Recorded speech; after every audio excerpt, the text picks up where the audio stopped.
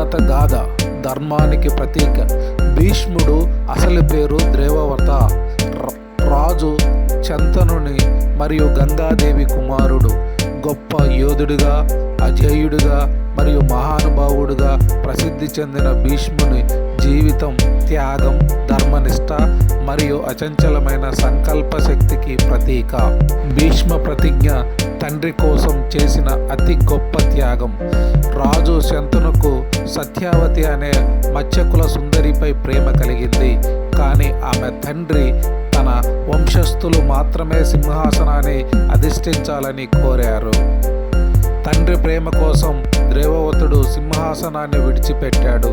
అయితే ప్రజల మదిలో అనుమానం లేకుండా తాను జీవితాంతం బ్రహ్మచర్యం పాటిస్తానని గంభీర ప్రతిజ్ఞ చేశాడు. ఈ ప్రతిజ్ఞకు భయపడి దేవతలు స్వయంగా భీష్మునికి ఇచ్ఛా మృత్యువరం ప్రసాదించారు. అంటే తాను ఎప్పుడు చనిపోవాలో స్వయంగా నిర్ణయించుకునే శక్తి. ఈ కఠినమైన ప్రతిజ్ఞ కారణంగా ఆయనకు భీష్ముడు అనే పేరు లభించింది. అంటే భయంకరమైన ప్రతిజ్ఞ చేసినవాడు. ధర్మానికి అచంచలమైన నిబద్ధత. భీష్ముడు తన వ్యక్తిగత జీవితాన్ని త్యజించి కురువంశానికి రక్షకుడిగా మారాడు.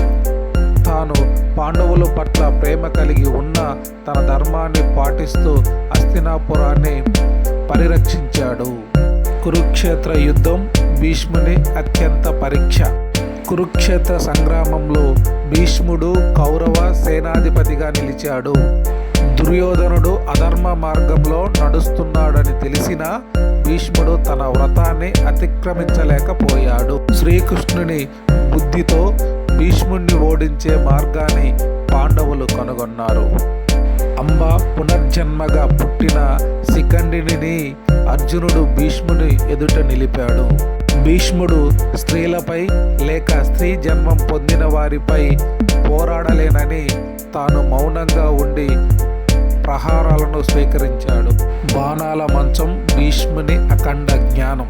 తన శరీరంలో అనేక బాణాలతో గాయం కావడంతో భీష్ముడు నేలపై పడిపోయాడు.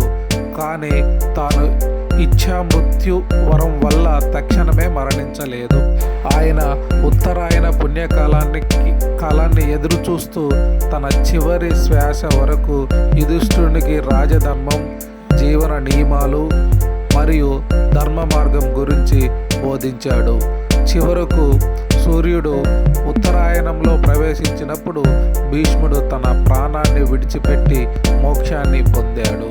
భీష్ముని జీవితం ద్వారా మనం నేర్చుకోవలసినటువంటి గుణపాఠాలు. 1. ధర్మం కోసం త్యాగం. భీష్ముడు తన వ్యక్తిగత జీవితాన్ని త్యజించి ధర్మానికి అంకితబద్ధుడయ్యాడు. 2. అచంచలమైన సంకల్పం. తాను ఇచ్చిన మాటను చివరి శ్వాస వరకు నిలబెట్టుకున్నాడు. 3. జ్ఞానం మరియు నాయకత్వం. ధర్మంపై ఆయన బోధనలను నేటికి మనం పాటించాలి. 4. గౌరవం మరియు నిజాయితీ. ఆయన మాట తిప్పుకోకుండా తన బాధలను అంగీకరించాడు. భీష్ముడు కేవలం యోధుడు మాత్రమే కాదు, ధర్మానికి, త్యాగానికి మరియు నిబద్ధతకు మానవ రూపం. ఆయన జీవితం పరిపూర్ణ నాయకత్వానికి మరియు ధర్మ మార్గానికి మార్గదర్శకత్వం. వీడియో నచ్చితే లైక్ చేయండి, లేకపోతే కామెంట్ చేయండి. సబ్స్క్రైబ్ చేయడం మాత్రం మర్చిపోకండి. Thank you one and all.